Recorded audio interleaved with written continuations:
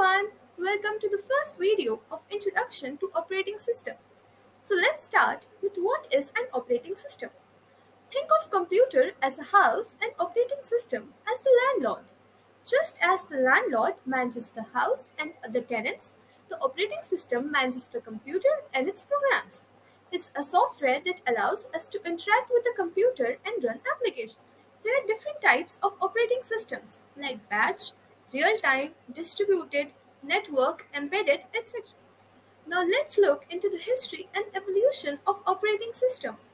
First operating system was created in the 1950s for the IBM 704 mainframe computer.